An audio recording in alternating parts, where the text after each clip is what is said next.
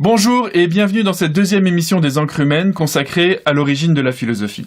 Aujourd'hui, nous n'allons pas commencer avec la philosophie archaïque en tant que telle, nous allons d'abord nous demander comment aborder la philosophie ionienne. Et donc, nous allons parler d'herméneutique.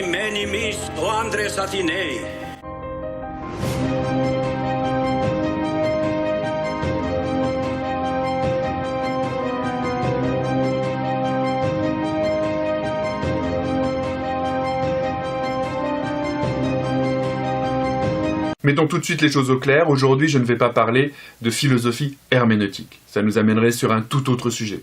Aujourd'hui nous allons parler de l'herméneutique et de l'herméneutique philosophique. Et pour commencer, une petite définition donc, l'herméneutique c'est l'art de l'interprétation. Super, mais qu'est-ce que ça veut dire? Donc si l'herméneutique est un art, c'est un savoir-faire. Et en réalité on pourrait dire que c'est même un savoir-lire. Simplement, cette expression est encore très vague, car quand nous lisons quelque chose, nous décryptons d'abord le texte, nous comprenons la langue, et nous en comprenons aussi les détails structurels, et la cohérence ou la cohésion du texte, etc. Donc déjà, nous devons lire le texte et nous devons le décrypter. Mais le lire, c'est aussi le regarder avec notre regard, avec nos présupposés, notre contexte socioculturel. Et enfin, si nous poussons un peu l'interprétation, nous devons aussi prendre en compte ce que veut dire l'auteur et comment le texte s'insère dans son œuvre. Donc en gros, il faudrait parler, quand nous parlons de savoir-faire ou de savoir-lire, de la prise en compte de trois intentions, de ce que l'herméneutique classique a appelé l'intentio auctoris, l'intentio operis et l'intentio lectoris. Ouah, comment il se la pète avec son latin celui-là. Tu peux pas simplement dire l'intention de l'auteur, l'intention de l'œuvre et l'intention du lecteur. Ce serait plus simple, non? C'est dans ce triangle qu'il va falloir naviguer. Putain, j'ai pas fait grec et latin pour en rester aux langues vulgaires, moi. Prenons un exemple pour présenter tout cela plus clairement. Kennedy tient le 20 janvier 1961 un discours d'investiture qui restera célèbre, en particulier à cause de cette citation.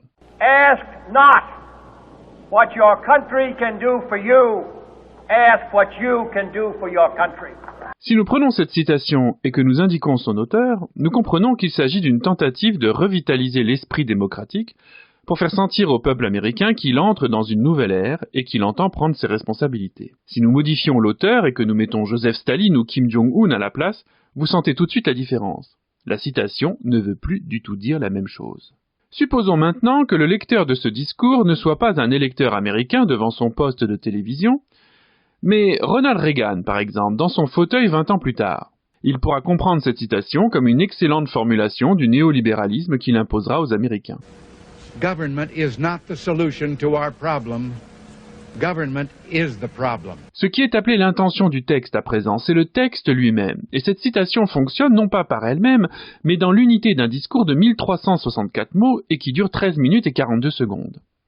La citation elle-même est construite sur un chiasme et elle représente l'acmé, le sommet émotionnel du discours. Mais seulement le premier sommet. Il y en a un autre qui montre où va le texte, introduisant des interprétations possibles indépendantes de l'auteur du discours. My fellow citizens of the world, ask not what America will do for you, but what together we can do for the freedom of man. Il ne s'agit plus de néolibéralisme, mais d'un certain impérialisme de la liberté qui n'est pas que rhétorique. C'est cela que l'herméneutique met au centre de sa méthodologie. Le texte est presque rien que le texte. L'herméneutique philosophique va donc essayer de mettre entre parenthèses le lecteur pour se concentrer sur l'auteur et le texte. Simplement, vous aurez compris que c'est une erreur. Et c'est une erreur qui est très importante à prendre en compte quand on parle de l'origine de la philosophie. Prenons le texte de Platon, par exemple. Il n'est évidemment pas essentiel de savoir pourquoi Platon a écrit ces dialogues, même si c'est évidemment une information importante, ne serait-ce que pour comprendre ses positions contre la démocratie, par exemple. Mais le texte en lui-même continue de nous parler aujourd'hui, et 2000 ans plus tard, ce que Platon a pu en penser peut nous être complètement égal. Nous pouvons encore découvrir des choses et comprendre de nouvelles choses sur le désir, la cité, etc. Par contre, la lecture ne doit pas être laissée de côté. On ne peut pas parler de neutralité de la lecture, car il y a eu des lectures communistes de Platon, il y a eu des lectures nationalistes de Platon, et il y en aura d'autres toujours idéologiquement marquées. Et donc il faut faire très attention. Et dans le cadre de l'origine de la philosophie, les fragments qui nous ont été transmis sont eux aussi marqués du sceau de l'idéologie. Et c'est cela qu'il va falloir prendre en compte. L'herméneutique philosophique n'est donc pas seulement savoir un savoir-lire, c'est aussi un faire savoir. C'est-à-dire que l'interprétation est toujours elle-même un texte qui essaie de saisir l'essence ou le sens, vraiment le sens fondamental ou la thèse fondamentale du texte, pour ensuite justement dégager ce sens, le montrer, l'expliquer et, dans certaines théories, en faire une explication scientifique et objective. L'herméneutique est enfin interdisciplinaire. Il faut en effet, pour analyser un texte, commencer aussi à décoder les usages politiques, économiques, culturels, sociaux, historiques, qui sont déjà présents dans le texte et qui vont nous permettre de mieux le comprendre et aussi de mettre en lumière ce que le lecteur et l'auteur ont bien voulu y voir, y mettre, etc. En ce sens, il faut bien comprendre que l'herméneutique n'est pas fondamentalement philosophique. L'herméneutique peut être appliquée à n'importe quel domaine. Et bien avant de l'appliquer à la philosophie, on a appliqué l'herméneutique à la Bible et aux lois. Et donc, comment interpréter la loi ? Comment interpréter la Bible ? L'un des philosophes majeurs qui a pour la première fois théorisé l'interprétation des textes philosophiques, c'est Schleiermacher. Friedrich Daniel Ernst Schleiermacher est né le 21 novembre 1768 à Breslau et il est mort à Berlin le 12 février 1834. Il était un théologien, un philologue, un philosophe, un publiciste, un théoricien de l'État, un politicien de l'Église et un pédagogue. Il a eu une influence décisive dans nombre de ces domaines et compte parmi les auteurs les plus influents de son époque, même si, dans le domaine de la philosophie, son œuvre a été longtemps occultée par Hegel. Il est pourtant l'auteur d'un livre à succès sur la piété, de la traduction de références de Platon en allemand, et il est le fondateur de l'herméneutique moderne. Rien que cela. Oui, ce monsieur est un badass de l'histoire de la philosophie. La première approche, selon lui, est l'analyse grammaticale, c'est-à-dire le texte, rien que le texte, et sa langue.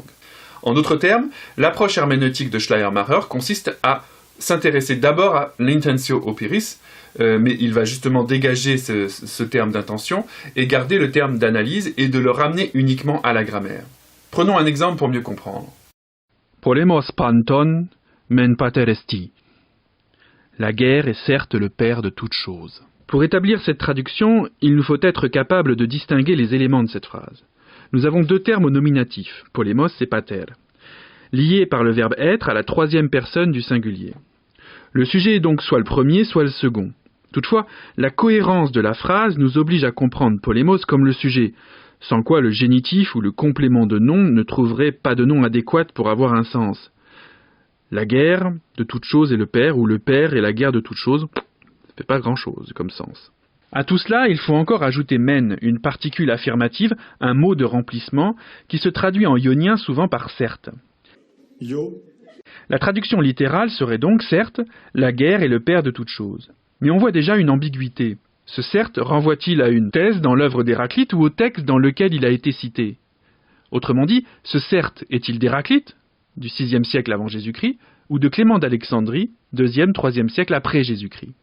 Et là, cette contextualisation est extrêmement importante pour comprendre la valeur du texte. L'approche grammaticale ne s'arrête pas là. Comment en effet être sûr que le mot grec polémos peut être traduit par le mot français la guerre ?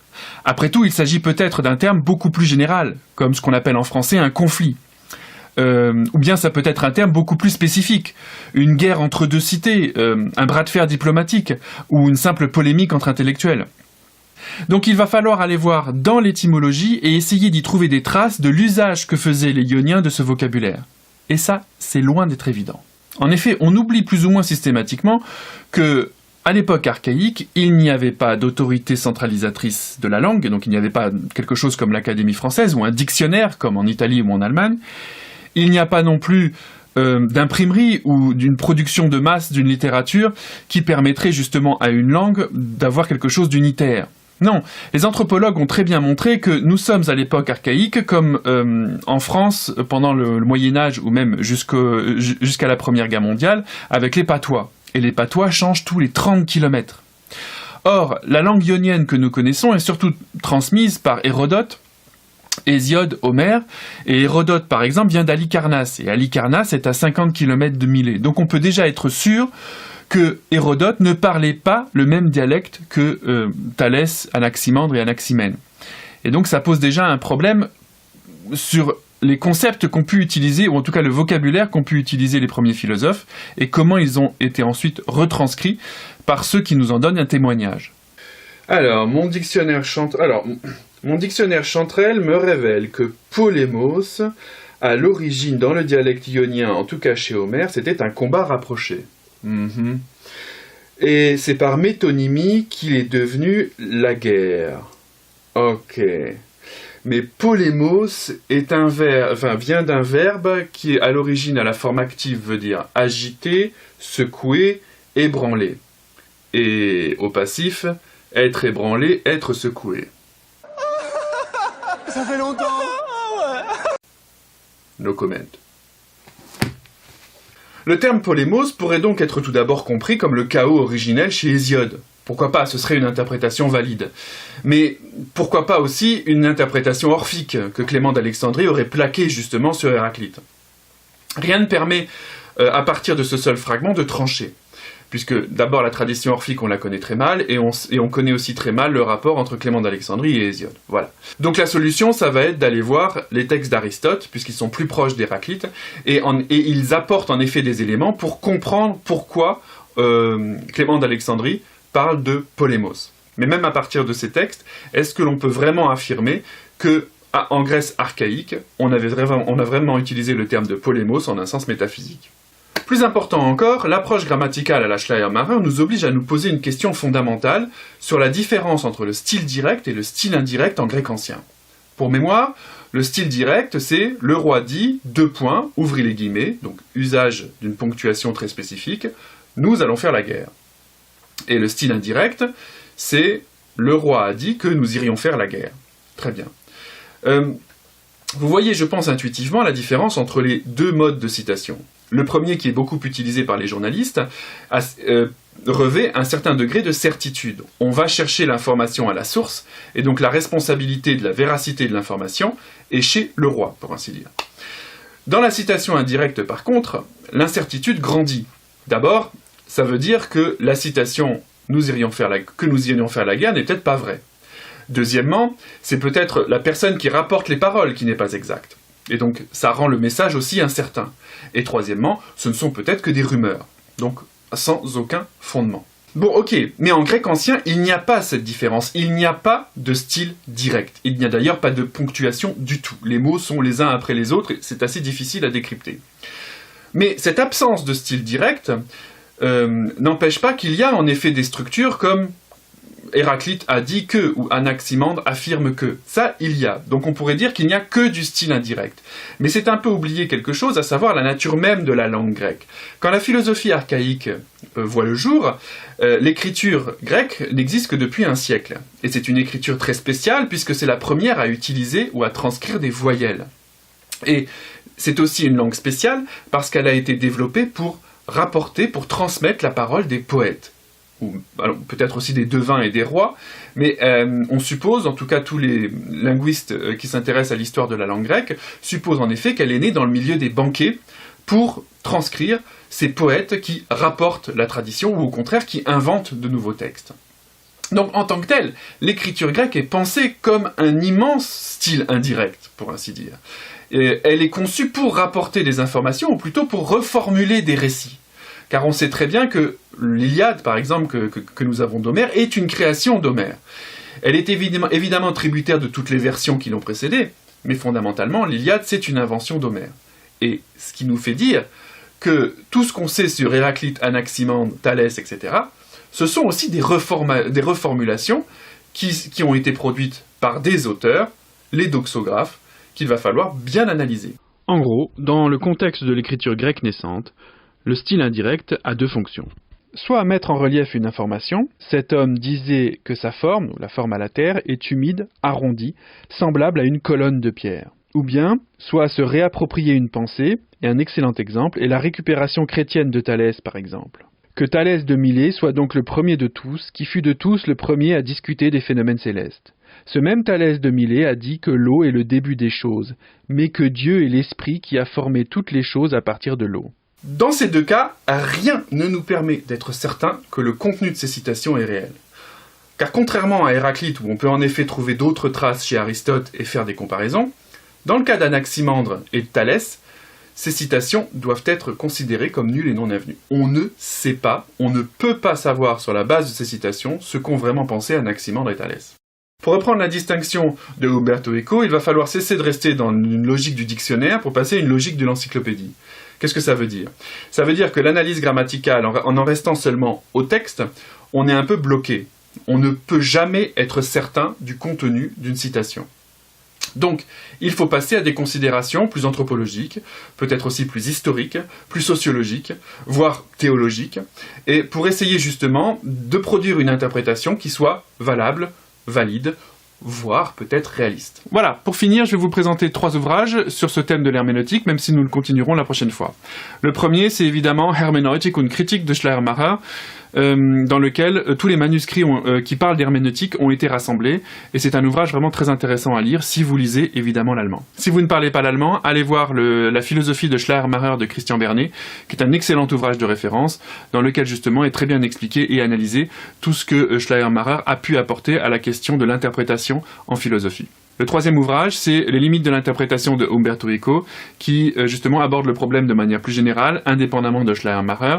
Il part du point de vue plutôt de la sémiotique, qui est son domaine de spécialité, mais il apporte un éclairage extrêmement intéressant sur toutes ces questions d'interprétation et ces relations entre l'intention de l'auteur, l'intention du texte et l'intention du lecteur. Voilà. À la prochaine fois. Si vous voulez regarder, on a un site internet qui s'appelle lesencremens.com et on est aussi sur Facebook pour l'instant. Donc n'hésitez pas, venez voir, laissez vos commentaires. À la prochaine fois.